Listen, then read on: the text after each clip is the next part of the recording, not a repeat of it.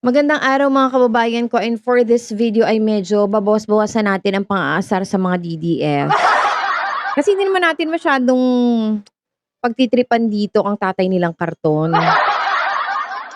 'no. Pero medyo mati-trigger na sila ng konti kasi hindi ko naman babanggitin dito si Tatay Digong, 'no, at, hindi ba, ang lungkot. So anyway, if you're into beauty and wellness, please visit pepwell.com. They have a wide variety of peptides, and this is actually my go-to store when it comes to peptides. They have the most affordable and of the best quality peptides. So talaga nire-recommend ko tong store na to. It's pepvault.com. So anyway, eto na nga, dumako na tayo sa ating topic for today. Excited ako dito kasi grabe. Ngayon lang ako naka-encounter na sobrang Pilipino na sobrang makabayan. Sobra-sobra talaga makabayan itong taong 'to, 'no. Sabi pa niya, i-give up daw natin ang West Philippine Sea, i-give up daw natin ang Kalayaan Island Group, itong KIG i-give up daw natin. Sabi pa niya wala daw basihan ang pagtindig natin sa West Philippine Sea. At sabi pa niya, hindi daw in line sa international law ang ginagawa natin na pakikipaglaban para sa West Philippine Sea. And it violates daw the UNCLOS for excessive claim ng Pilipinas doon sa nasasakupan natin. Tayo pa talaga yung nag-violate. Imagine that, tayo pa talaga yung nangkamkam. Oh my gosh, saan nanggagaling si Senator Marcoleta? Ano ba 'to? Minsan gusto kong malaman talaga kung anong dugong nananalaytay sa taong 'to. Ano, Pilipino ba talaga 'to? Kasi grabe naman yung ugali ni Senator Marcoleta, 'no, talagang itinatakwil niya, tahasan niyang tinatakwil, garapalan niyang tinatakwil ang mga kapwa niya Pilipino. Imagine ha, dun sa KIG na sinabi niyang i-surrender na daw ang KIG, itong Kalayaan Island Group, there are children living there. There are so many families living there peacefully. Kaya nga galit na galit sa kanya, eh, yung mga nakatira doon kasi they are peacefully living there tapos isa-suggest mo na ipamigay yung tirahan nila. 'Di ba? Tapos sabi pa dito, kaya nga daw nung si Commodore Toriela nag-post siya ng pictures nung sitwasyon sa Kalayaan Island Group para daw ma-educate yung mga people kung sino yung mga nakatira doon. And it shows na entirely, the whole island, Filipinos ang mga nakatira doon. Filipinos, mga families, there are lots of kids living there, 'di ba? Pero sabi ni Senator Marcoleta na labas na daw ang mga ito sa exclusive economic zone, hindi na daw sakop ito ng Pilipinas. So does it mean hindi ito mga Pilipino? Sumusobra ka na talaga, Senator. Sino dito yung mga nagsisina na binoto si Senator Marcoleta? Grabe, 'no, buti na lang di ko 'to binoto kasi umpisa pa lang naman alam ko na yung karakas niya, eh. Katulad ngayon nagtatai-tai nga siya sa 'di ba, sa Senado, 'di ba? Kung ano-anong pinaglalaban na parang wala namang basehan.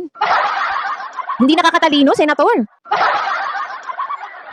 Nag-share 'to si Commodore Tariela, nag-share siya na sabi niya nag-reach out daw sa kanya itong mga families, itong mga apo, itong mga anak ng mga retired Marines, 'no, nag-reach out daw sa kanya.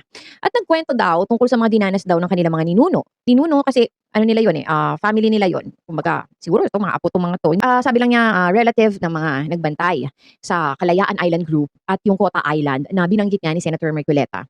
So sabi niya nung time daw na binabantayan nila itong Kalayaan Island Group, way back, marami daw ang nag-suffer ng mental breakdown, marami daw ang nag-suffer ng, kanilang kalusugan, 'no, dahil sa lungkot, depresyon. Dahil nga binantayan lang nila yung island na yun, tapos ang natatanaw lang nila ay karagatan. So talagang nagkaroon ng impact yun sa kanilang health, 'no, sa kanilang capacity to think. Kasi nga siyempre ikaw, 'di ba, for the longest time binabantayan mo lang ang karagatan, ang isang island binabantayan mo lang, 'di ba, for the longest time wala kang masyadong na-encounter na na ibang tao, kayo-kayo lang na nadestino dun sa island na yon. Pero inyo yung mga ninuno natin ay nagbuwis ng kanilang kalusugan at ng kanilang buhay para lang mabantayan itong Kalayaan Island Group. Tapos ikaw, ipapamigay mo lang, hindi naman iyo. Ano yun? Ngayon inaaway ko talaga yung mga kamag-anak ko bumoto kay Senator Marcoleta, eh. Meron pa 'tong selfie kasama yung kapatid ko. Alam niyo yon, talagang nakakabuwisit. Ngayon lang ako nakakita talaga ng Pilipino na hindi nagmamahal sa sarili niyang bansa at sa kapwa Pilipino. Well, ito talaga, tahasan talaga, 'di ba? On national TV, publicly, talagang dine-declare niya na hindi siya maka-Pilipino. Sobrang nakakahiya ka, Marcoleta, sobrang nakakahiya. Hindi lang yung pilukan mo yung nakakahiya, promise. On a serious note, sobrang nakakalungkot talaga na meron tayong kababayan na ganito, na ginawa pa nating mambabatas, 'no, binoto pa natin, hinalal pa natin, nakakalungkot. Sa susunod talaga kailangan nating magnilay-nilay kung sino ang talagang karapat-dapat sa mga posisyon kasi hindi biro-biro ang maging miyembro ng public office, hindi biro ang maghawak ng kapangyarihan. Kasi ito kapangyarihan 'to na binibigay natin sa kanila, eh. Tapos ngayon, nilalason, inuuto nila yung mga tao, katulad ni Marcoleta, nililigaw niya yung mga tao sa kanyang mga facts.